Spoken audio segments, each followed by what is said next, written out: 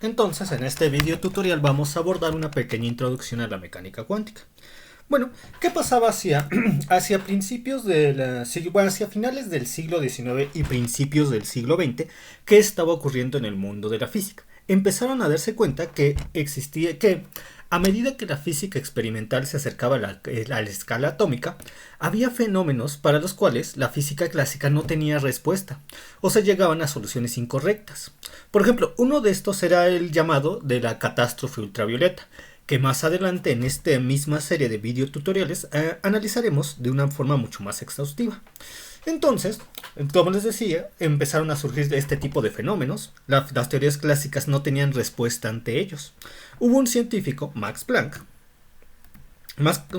que se propuso resolver uno de estos fenómenos, entre ellos el de la catástrofe ultravioleta. Por lo tanto, a partir de diversos intentos, diversos estudios y bajo un arduo trabajo de investigación creativo y de desarrollo matemático, en una reunión de la Sociedad Alemana de Física en 1900, Max Planck presentó, por eso aquí pongo Alemania, la Sociedad Alemana de Física, Max Planck presentó un trabajo titulado como la teoría de la ley de distribución de energías del espectro normal. Este trabajo, que en un principio llamó poca atención, marcaría el nacimiento de la física cuántica, o mejor conocida como mecánica cuántica, siendo que la fecha de su presentación se considera el inicio del desarrollo de esta rama de la física. Tan solo 25 años después, de 1900, científicos como Schrödinger, Heisenberg, Pauli, desarrollaron las bases de lo que sería la mecánica cuántica moderna. Es decir, se desarrolló muy pronto la mecánica cuántica, desde la presentación de Planck en 1900. Aquí tenemos a Max Planck, como les decía, presentó este trabajo titulado como la teoría de la ley de distribución de energías del espectro normal, que resolvía uno de los fenómenos cuánticos, la radiación de cuerpo negro, donde se presentaba la catástrofe ultravioleta. Y dejó de ser esta llamada catástrofe ultravioleta una vez que Planck, con la solución de espectros discretos de energía, se pudo resolver este problema y ya no existía ninguna catástrofe. Entonces, como les decía, el trabajo de Planck marcó el nacimiento de la física cuántica. Y 25 años después ya estaba bien fundamentado las bases de la mecánica cuántica moderna. Entonces, hacia finales del siglo XIX y principios del siglo XX se habían acumulado en la física toda una serie de fenómenos para los que no se tenía respuesta. Y no se trataba de fenómenos o problemas que surgieran de la falta de un método una vez que existía una teoría, como lo podría ser el problema gravitatorio de tres cuerpos, sino que se trataba de algo más fundamental.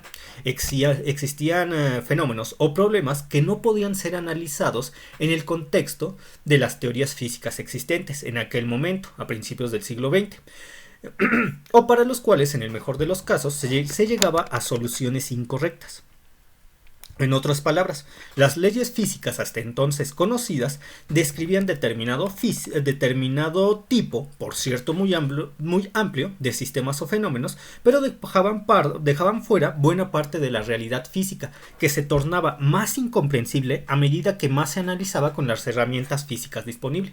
Esta situación llevó al cuestionamiento de las propias teorías y obligó a los científicos a reconocer la necesidad de un cambio fundamental en la percepción de la realidad física.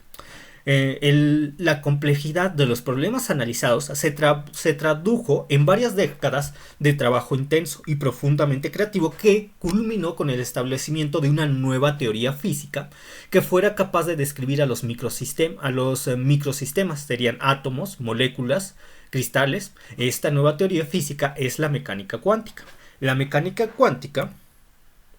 mecánica cuántica difiere esencialmente de la mecánica clásica y sirve para describir todo tipo de sistemas cuánticos, no importando su estructura y tamaño, porque usualmente se suele asociar a la mecánica cuántica a los sistemas subatómicos, aunque también se pueden estudiar sistemas cuánticos como lo son los cristales, los superconductores, que tienen una gran aplicación en la ingeniería, los láseres en interacción con los átomos. Para asentar la nueva teoría fue necesario deshacerse de muchas ideas viejas y cambiar principios bien establecidos. Porque, por ejemplo, cuando ustedes han estudiado problemas de mecánica clásica, donde ven cómo cae un cuerpo masivo de 5 kilogramos, lo que tarda en este cuerpo de 5 kilogramos en alcanzar el suelo si se le suelta desde 100 metros a 100 metros de altura sobre la superficie. Bueno, hablando de ese tipo de problemas que ustedes ya han visto en mecánica clásica, o cuando quieren saber el tiempo que le tarda a un coche en alcanzar al otro coche si uno acelera y el otro no, o cuando quieren estudiar bueno, todos aquellos fenómenos que se llevan a cabo en el mundo macroscópico, son posibles estudiarlos siguiendo las leyes de la mecánica clásica, que en gran parte se fundamentan en las leyes de Newton. De hecho, aquí coloqué la ecuación de la segunda ley de Newton. Y aquí tenemos las ecuaciones de Maxwell. Ya saben que en el siglo XIX James Clerk Maxwell dio estas expresiones que ahorita están escritas en su forma diferencial, las cuales permitían describir exhaustivamente cómo interactúa el campo las interacciones del campo de los campos electromagnéticos. Bueno, ustedes ya han estado estudiando estos dos aspectos, estos fenómenos asociados a la física clásica. Y ustedes, por lo que han podido ver en la teoría y en el experimento, se han podido dar cuenta que estas expresiones son perfectamente aplicables a la realidad, es decir, son perfectamente aplicables y los resultados que ustedes obtengan en la teoría se van a hacer los mismos cuando ustedes llevan a cabo los fenómenos que estudian en la teoría al campo experimental. Eso ya lo han comprobado por lo que han estudiado en las anteriores físicas como mecánica clásica, ondas mecánicas, electricidad y magnetismo. Muy bien. Entonces, para asentar la nueva teoría, es decir, la mecánica cuántica, fue necesario convencerse y demostrar que la mecánica de Newton no es directamente aplicable al estudio del átomo, y también demostrar que la electrodinámica de Maxwell no describe exhaustivamente el proceso elemental de interacción entre un átomo, el proceso elemental o fundamental de interacción entre un átomo y el campo de radiación. Bien. Entonces, pero dirán, tal vez se confundan. Si es que nosotros hemos estado estudiando cosas como la mecánica de Newton o la electrodinámica de Maxwell y los resultados que hemos obtenido de manera teórica han estado coincidiendo con los resultados que hemos obtenido cuando llevamos a cabo el experimento, ¿por qué nos dicen ahora que estos no son directamente aplicables al estudio del átomo? Lo que pasa es que una vez que ustedes abordan la escala atómica, leyes como las leyes de Newton o las ecuaciones de Maxwell no son directamente aplicables al estudio de los sistemas cuánticos, que serían átomos, moléculas, cristales, porque en ese caso se respetan otras leyes que nosotros vamos a estar estudiando a continuación.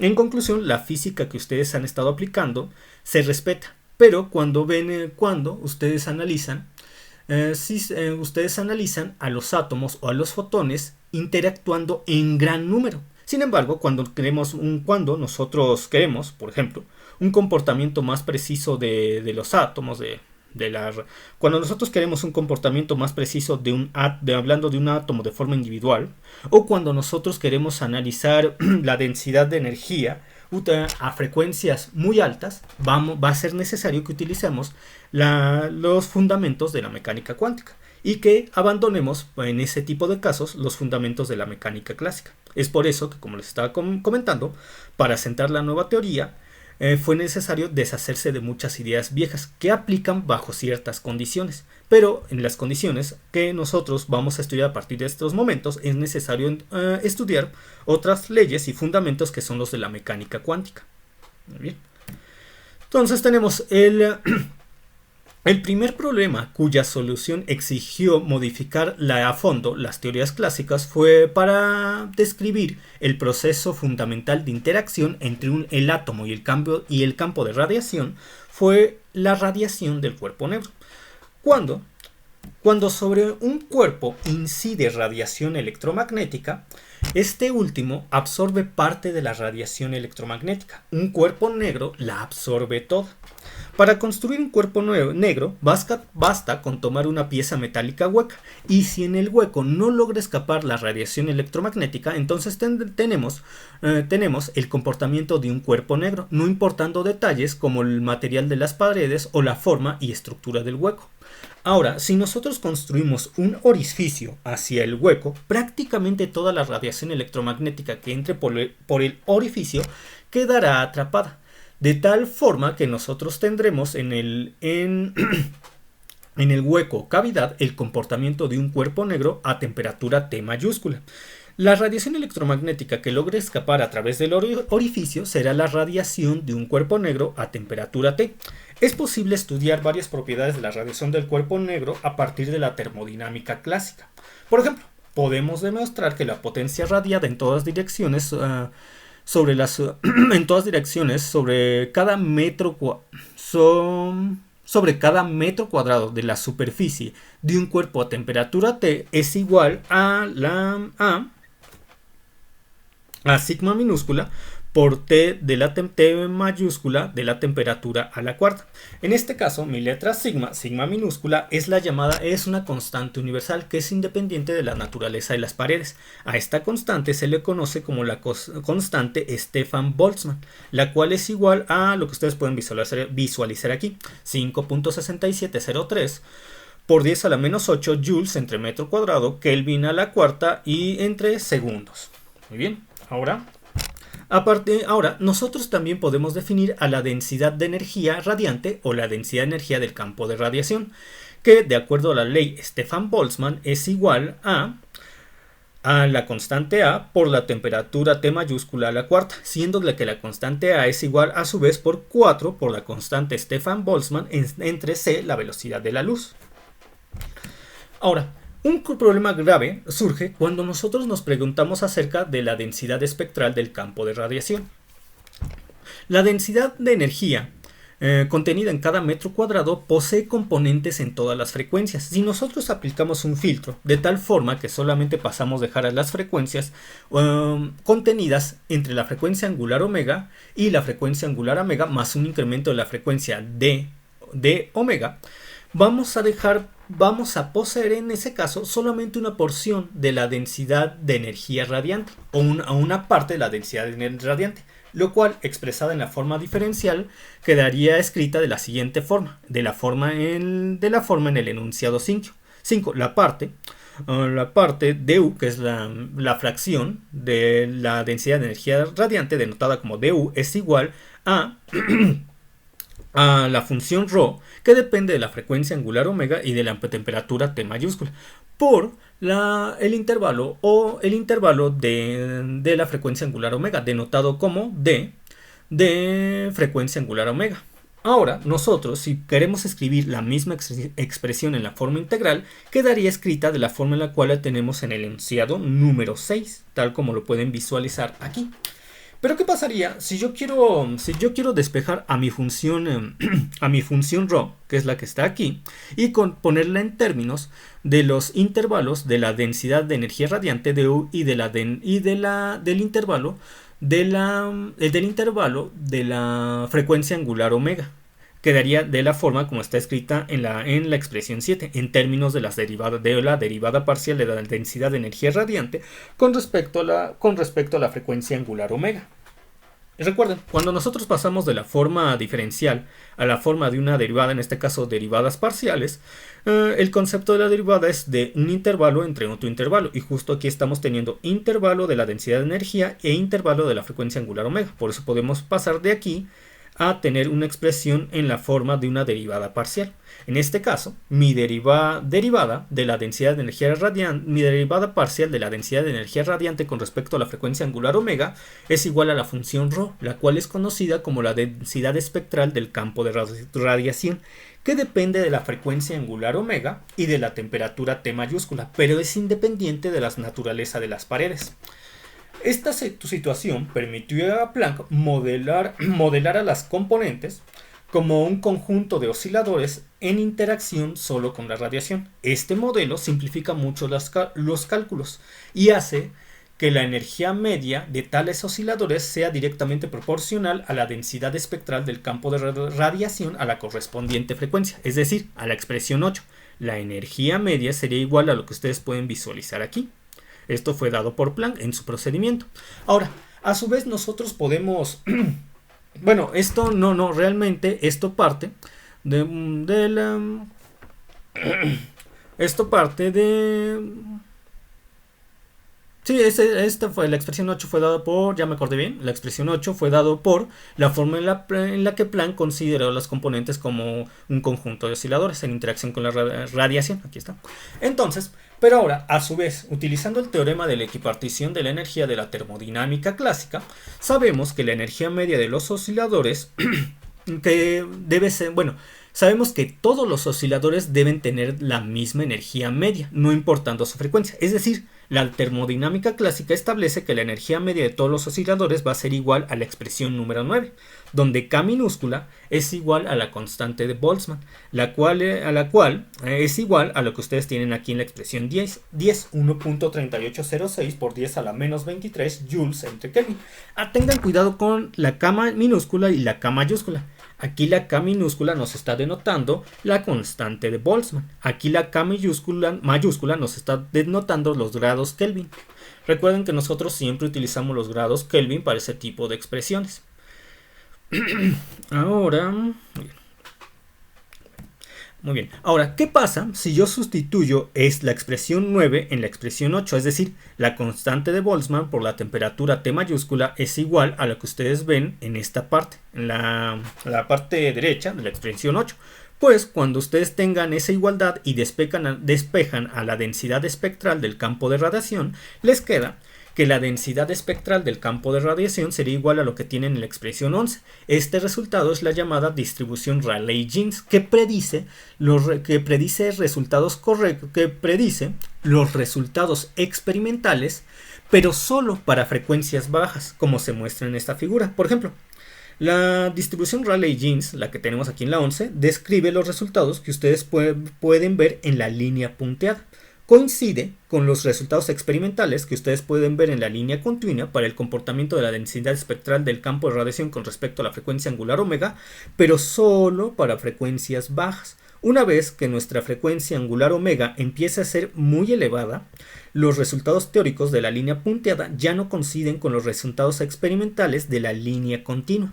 Y de hecho, como yo les estaba explicando en un principio, esta expresión, la expresión 6, una vez que la frecuencia angular omega empieza a tener valores muy altos, nos va a empezar a definir valores de la densidad de energía infinita, lo cual obviamente es un absurdo, porque no podemos tener una energía infinita para un simple haz de luz, y además se contradice la ley Stefan-Boltzmann. Esta es la llamada catástrofe ultravioleta, como lo llamó Ehrenfest. Entonces, esta catástrofe o el problema sobrevivió algunos años y fue solucionado hasta que Max Planck propuso una nueva forma de considerar el problema, lo cual implica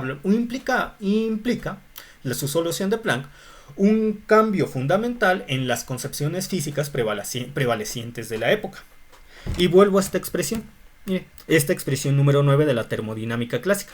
Esta expresión fue establecida con base en la hipótesis de que cada oscilador puede tener una energía arbitraria dentro de un continuo. En este caso me refiero a un continuo en la energía, y tomen muy en cuenta este concepto de continuo, dado que es una de las bases de las teorías clásicas, de que pueden existir los continuos, un continuo en la energía o continuo de algo. Entonces, como les estaba comentando, esta expresión, la 9, y lo repito porque es importante, fue establecida con base en la hipótesis de que los osciladores pueden tener una energía arbitraria dentro de un continuo.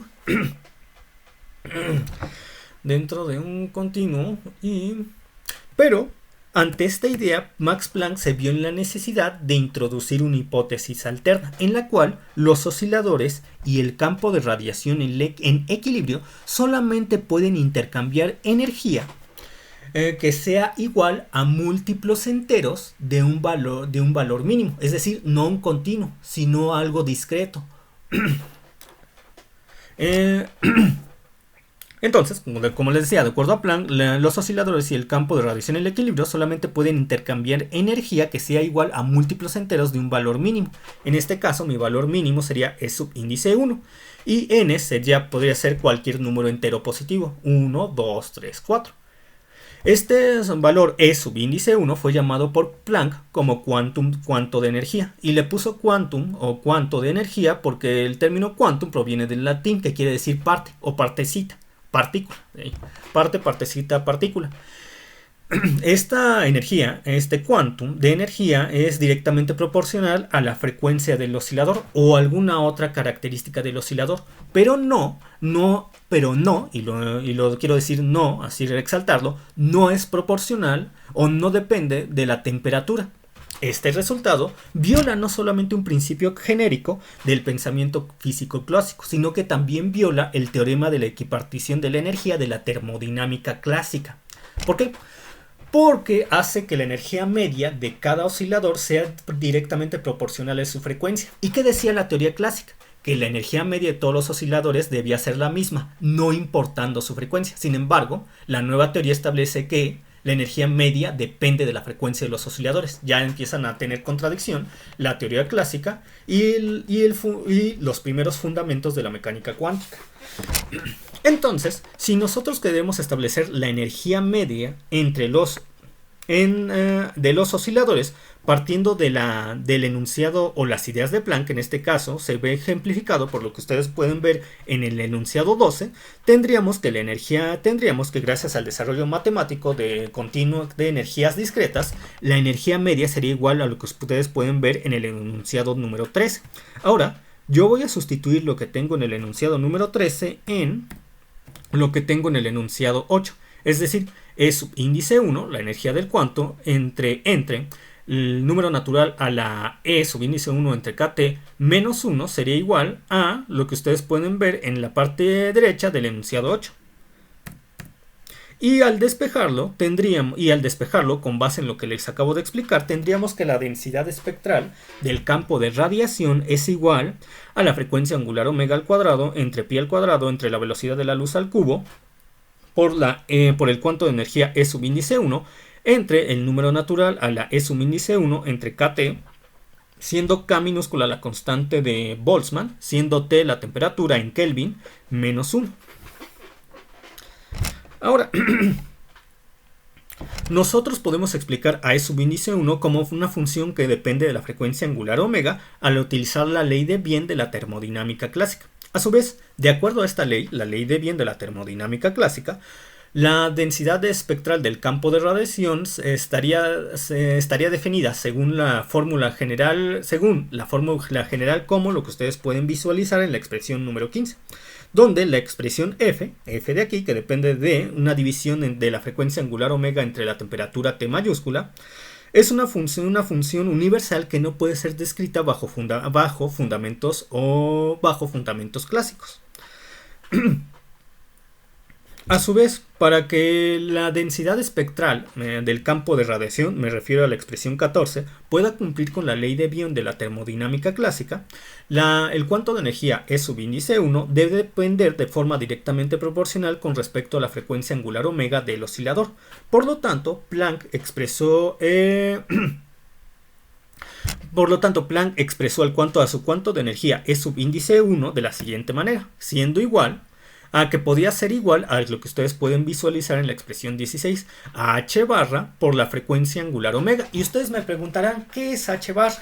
Y yo les puedo decir que h barra la vamos a estar analizando y la vamos a estar utilizando durante toda una mitad del semestre. Así que no se preocupen mucho justo en este momento, por h barra. Van a ver cómo vamos a estar utilizando h barra y definiendo h barra a cada momento, que hasta se van a cansar de que yo les mencione h barra, pero ahorita en 20 minutos ya les voy en 5 minutos les voy a explicar un poquito lo que es h barra. Entonces tenemos que la energía E será igual a h barra por la frecuencia angular omega. Entonces voy a sustituir esta idea de Planck en la densidad espectral del campo de radiación en este punto y en este punto como el cuántum de energía, lo cual me daría la expresión 17. Y yo si yo sustituyo la expresión 17 en la expresión 18, que es la misma de la expresión 15, que es mi definición para la densidad espectral del campo de radiación según la fórmula general dada por la ley de Wien de la termodinámica clásica, me quedaría tal como ustedes la pueden visualizar en 19, porque miren, tienen aquí 18. La parte derecha de mi expresión 18 sería igual a ya la parte derecha de la expresión 17. Ambas partes tendrían la frecuencia angular omega al cubo, entonces se iría y ya nada más nos quedaría que la función general, que depende de la frecuencia angular omega entre la temperatura T, sería igual a la que pueden ustedes visualizar en 19. Y en efecto, esta fórmula general F, que depende de la frecuencia angular omega entre la temperatura T, depende del valor de la frecuencia angular omega entre la temperatura T, así como está dividido en la parte del exponencial. Aquí está. Exponencial a la h barra por la frecuencia angular omega entre KT. Recuerden, K es por K minúscula, la constante de Planck, T mayúscula, la temperatura, mi h barra y mi omega, que es frecuencia angular omega del oscilador. Ahora, si yo sustituyo la última definición que obtuve para la densidad espectral del campo de radiación, es decir, la expresión 17, si yo sustituyo la expresión 17 en la expresión 20, porque miren, que es la definición de la densidad espectral del campo de radiación, porque de hecho, dentro de la integral está justo la densidad, bueno, en la expresión 20 la densidad de energía radiante o la densidad de energía de la radiación.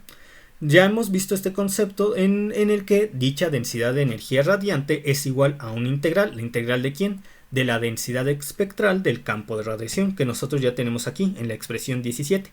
Entonces sustituimos la expresión 17 en el lugar que le corresponde en la densidad de energía radiante definida por medio de la forma integral, que es aquí. Y por medio de métodos matemáticos que ahorita no vamos a ver, pero gracias a los cuales podemos llegar a al resultado de manera clara y sin mucho problema, porque nuestros amigos matemáticos ya lo resolvieron, nos da que la densidad de energía radiante obtenida por medio de la forma integral de la densidad espectral del campo de radiación, cuando utilizamos la idea de Planck, que nos lleva a la expresión 17 precisamente para la densidad densidad espectral del campo de radiación, es igual a pi al cuadrado por la constante de Boltzmann a la cuarta, por la temperatura T mayúscula al cuadrado, entre 15 entre la velocidad de la luz al cubo entre h barra al cubo. Muy bien. Entonces ya tenemos la densidad de energía radiante escrita en términos de definida gracias a las ideas de Planck, de E igual a h barra por la frecuencia angular omega. Dado que esta idea nos permitió obtener esta definición para la densidad espectral del campo de radiación, que es sustituida en la parte que les corresponde en la integral, que nos permite saber la densidad de energía radiante, y lo cual ya tenemos definido claramente en la expresión número 20. Ahora, nosotros sabemos que por lo que ya vimos hace 10 minutos en este video, hace 15 minutos en este video tutorial, la densidad de energía la densidad de energía radiante por medio de la ley Stefan-Boltzmann es igual a la constante A por la temperatura T a la cuarta. Y ya se había definido hace 15 minutos que la constante A es igual a 4 por la constante Stefan-Boltzmann entre la velocidad de la luz.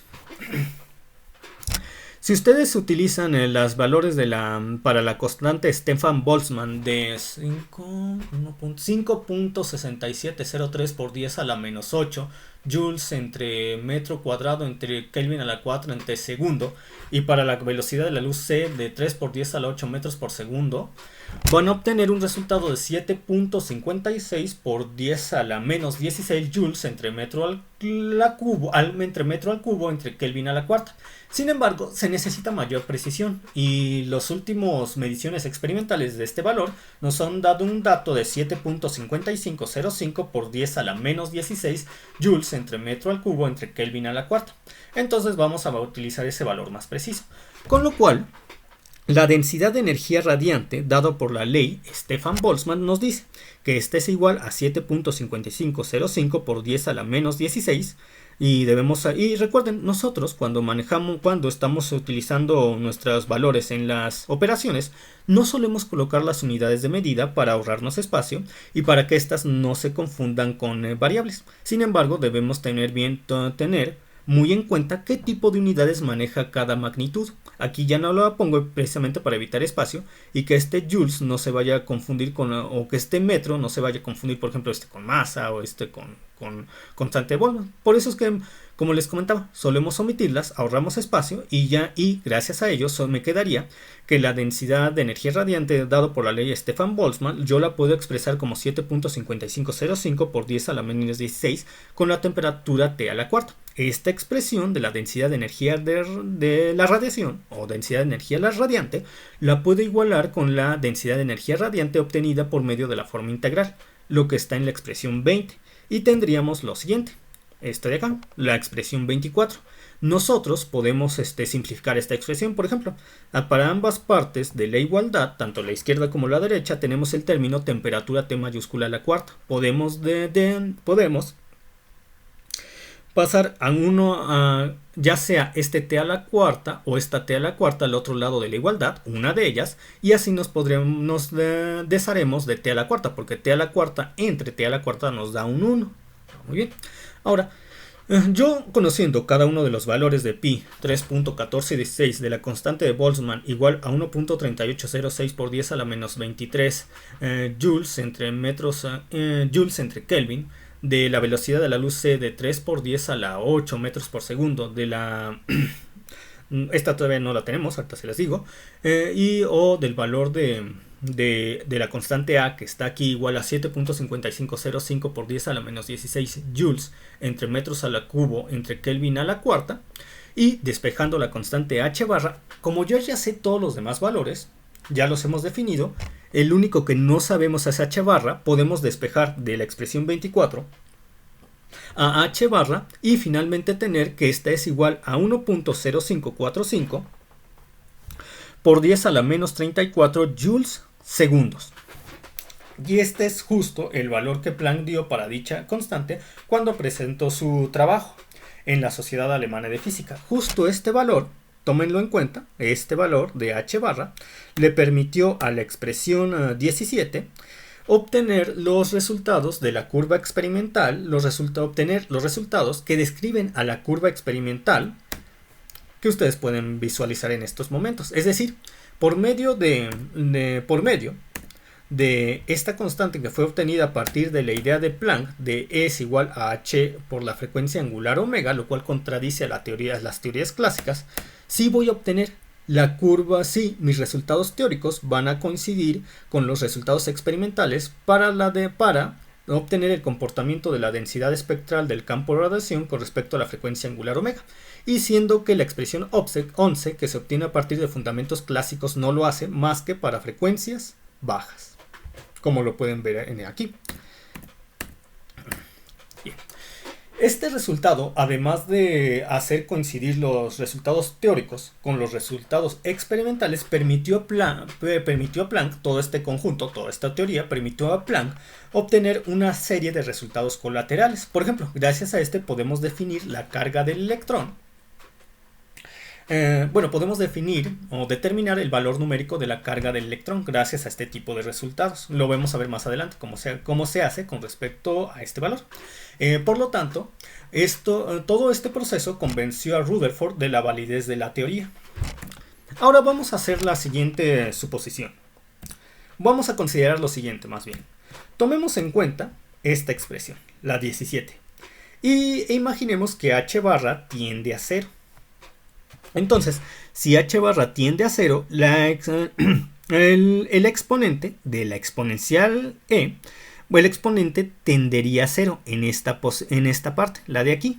Y por lo tanto, la exponencial se puede escribir como una serie de Taylor.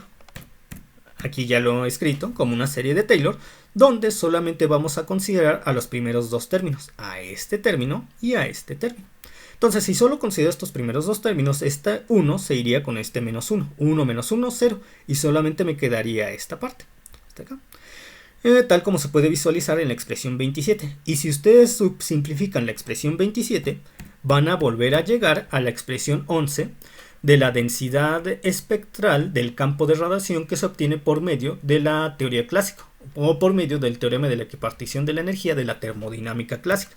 ¿Qué quiere decir esto? Quiere decir que cuando H barra es igual a 0, la teoría de Planck nos conduce a los resultados clásicos, erróneos o aproximados. Mientras que cuando H barra es diferente a 0, es decir, cuando H barra es igual a 1.0545 por 10 a la menos 34 joules segundos, la teoría de Planck nos conduce a, o más bien reproduce los resultados experimentales de manera correcta. Por lo tanto, nosotros, cuando analizamos este tipo de fenómenos, los fenómenos cuánticos, es necesario que abandonemos las teorías clásicas y optemos por otra teoría, en este caso me refiero a la mecánica cuántica, donde H barra sea diferente a 0.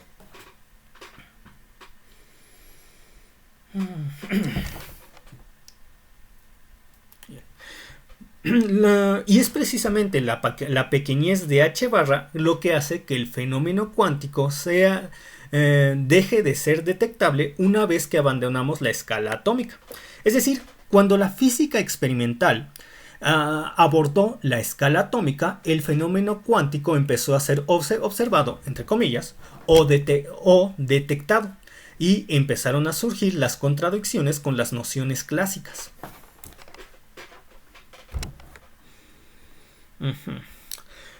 Entonces, la conclusión de Planck de que los osciladores y el campo de radiación en equilibrio intercambian energía siendo esto igual a un múltiplo entero de un valor mínimo, que en este caso podemos denotar como epsilon subíndice 0, nos permite saber que cada uno de los osciladores puede tener una energía igual a epsilon subíndice 0, o a epsilon subíndice 0 más h barra por la frecuencia angular omega, o también puede ser igual a epsilon subíndice 0 más 2 por h barra por la frecuencia angular omega, o también puede ser igual a epsilon subíndice 0, que es la energía mínima que puede tener, más 3 por h barra por la frecuencia angular omega, o también puede ser igual a epsilon subíndice 0 más 4 por h barra por la frecuencia angular omega, etc. Pero el oscilador solamente puede tener alguno de estos valores, o solamente puede tener alguno de estos valores dentro de un conjunto discreto. Es decir, la energía se encuentra cuantizada. Este sorprendente resultado constituyó el primer espectro de energías de los sistemas cuánticos descubiertos por la física. La última idea a destacar es que para la física clásica la energía se encuentra distribuida de manera continua, mientras que para la mecánica cuántica la energía se encuentra distribuida de manera discreta, tal como se puede ver en la idea de Planck, que se ve reflejada en lo que ya se explicó para las diferentes energías que puede tener un oscilador gracias al enunciado 29. Por el momento sería todo. Culmino con esta última idea muy importante. Para la física clásica la energía se distribuye de manera continua. Para la mecánica cuántica la energía se distribuye de manera discreta. Entonces me despido por hoy. Es todo. Hasta pronto.